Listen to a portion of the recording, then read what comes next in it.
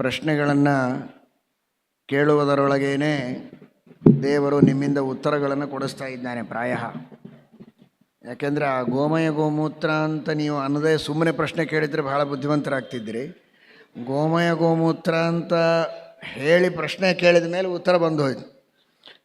ಎಲ್ಲ ಪ್ರಾಣಿಗಳು ಸಮಾನ ಆದಮೇಲೆ ಯಾಕೆ ಆಕಳಿಗೆ ಅಷ್ಟು ಮರ್ಯಾದೆ ಕೊಡ್ತೀರಿ ಅಂತ. ನೀವು ನಾಯಿ ಮೂತ್ರ ಕುಡಿರಲ್ಲ, ಯಾಕೆ ಕುಡಿಯಂಗಲ್ಲ?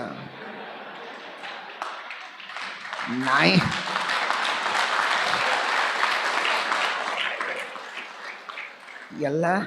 ಎಲ್ಲ ಪ್ರಾಣಿಗಳು ಸಮಾನ ಆದಾಗ ಬೇರೆ ಬೇರೆ ಪ್ರಾಣಿಗಳ ಮೂತ್ರ ಮಲ ತಿನ್ನಿರಿ. ಅದನ್ನು ನೋಡಿದ ಕೂಡಲೇ ನೀವು ಯಾಕೆ ಮುಖ ತಿರುಗಿಸ್ಕೊಂಡು ಹೋಗ್ತೀರಿ?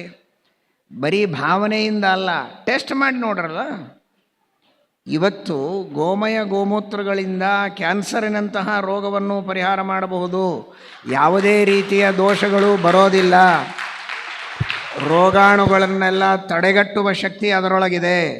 ನಮಗೆ ಒಳ್ಳೆಯ ಆರೋಗ್ಯವರ್ಧಕ ಶಕ್ತಿ ಇದೆ, ರೋಗ ನಿರೋಧಕ ಶಕ್ತಿ ಅವುಗಳಲ್ಲಿದೆ. ಇದೆಲ್ಲ ಪ್ರೂವ್ ಆಗಿದೆ.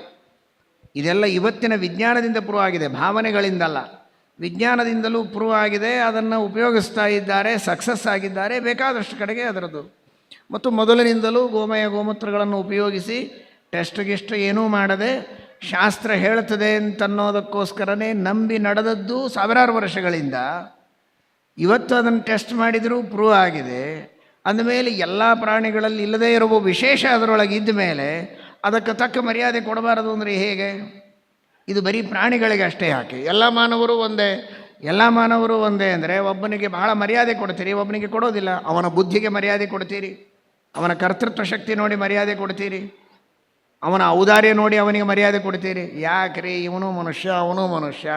ಮನುಷ್ಯ ಅಂದರೆ ಮನುಷ್ಯ ಹೌದು, ಆದರೆ ಇಬ್ಬರೂ ಮನುಷ್ಯರಾದರೂ ಅವನಲ್ಲಿ ಇಲ್ಲದೇ ಇದ್ದ ಸಾವಿರ ಕ್ವಾಲಿಟಿಗಳು ಇವನಲ್ಲಿದೆ ಅಲ್ಲ ಅನ್ನೋದಕ್ಕೆ ಇವನಿಗೆ ಮರ್ಯಾದೆ ಕೊಡ್ತೀರೋ ಇಲ್ವೋ?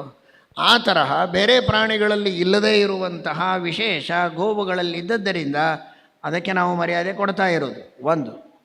ಇದರರ್ಥ ಬೇರೆ ಪ್ರಾಣಿಗಳು ದ್ವೇಷ ಮಾಡಿರಿ ಅಂತ ನಾವು ಹೇಳಿದ್ದೀವ? ಯಾವ ಪ್ರಾಣಿಗಳನ್ನು ದ್ವೇಷ ಮಾಡಿರಿ ಅಂತ ಹೇಳಿಲ್ಲಲ್ಲ. ಎಲ್ಲ ಪ್ರಾಣಿಗಳನ್ನು ಸಾಕಿರಿ ಅನ್ನೋ ಶಬ್ದಕ್ಕೆ ತೊಡೆ ಮೇಲೆ ಕೂಡಿಸ್ಕೊಳ್ರಿ ಅಂತ ಅರ್ಥ ಅಲ್ಲ. ಎಲ್ಲ ಪ್ರಾಣಿಗಳಿಗೂ ಆಹಾರವನ್ನು ನೀಡಬೇಕು. ಪಕ್ಷಿಗಳಿಗೂ